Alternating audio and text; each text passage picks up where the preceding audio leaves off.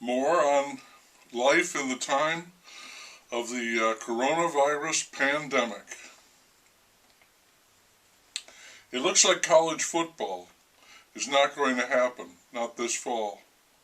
Maybe in the spring, when all of the best players will be drafted by the NFL, so they won't play.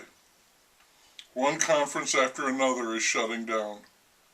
High school football and pro football are both moving forward. And the colleges themselves are going to try to operate with masks and restrictions in place.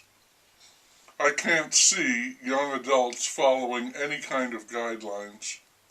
Or, as I heard someone say, that plan is one keg party away from complete collapse. Also, the ballet announced that they were going to go ahead with their annual performance of the Nutcracker.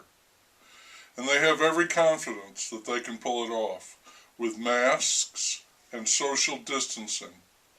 They are calling it a newly imagined Nutcracker. At another of his media conferences, interrupted by a security breach, the trumpet returned as if nothing had happened, boasted about the achievements of his administration. It's incredible, it really is. And he continued to pound away at the Democrats who wanted to bail out cities and states ruined by Democratic policies. And we are not going to do that, he said. That's their mess, let them fix it.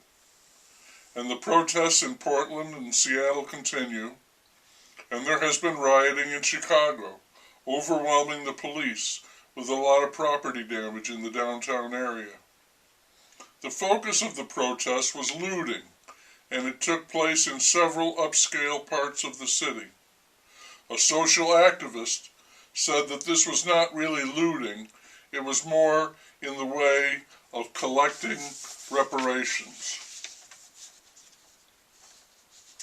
It looks as if the Pander Man is going to be a virtual candidate, the first candidate in history incapable of making a personal appearance. The trumpet continues to warn about the dangers of mail-in voting, saying it will make it easy for someone to rig the election results. Every time he brings this up, the Democrats start howling about voter suppression. It's a comic opera. Here's some more crazy news. Vladimir Putin proudly announced that Russian research has produced a successful COVID-19 vaccine. American experts immediately dismissed this, saying it was much too early to make that claim. They say more tests are needed. Putin made it sound like the vaccine was ready for use. Who knows? Now we've got vaccine crazy. They continue to play baseball, and it continues to be weird. In tonight's game, the home plate umpire was hit on the hand by a foul tip. His hand, a finger, split open, and he was bleeding. A trainer raced out, bandaged his hand, and let him off the field. Then, a member of the grounds crew came out and began scooping up dirt that looked like it might have been spattered with blood. I don't know how they worked it out. Cautiously, I'm sure, because I stopped listening after play had been suspended for nearly an hour. Like I said, weird. Corona crazy. The Pander Man certainly lived up to his reputation.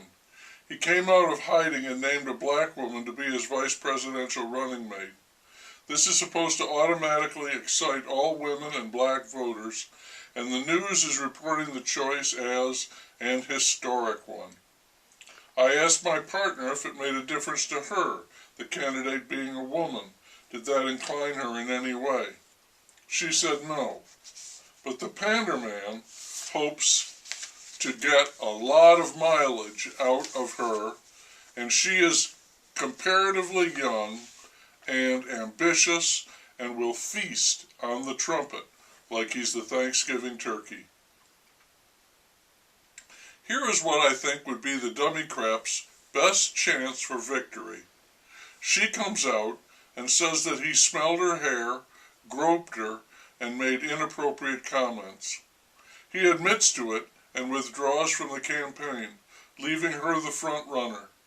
She chooses another woman, a Latino, even younger, as her vice president. The media swoons and says this is truly historic, and the two ladies carve up their Republican opponents. They win a majority of the popular vote and the Electoral College as well. The Pander Man, who cooked the whole thing up, he made no untoward advances but realized he was not going to win. He considers this his greatest political achievement, the capstone of his career. He will be named the new chief of staff. A shining light in these dismal, dishonest times is a TV show, Poetry in America. It's on tonight. They cover 2 poems, each in a half hour. I recommended it to a son, and he watched it last week.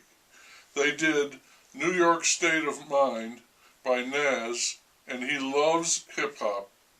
He said it was like every word mattered. They reference Emily Dickinson.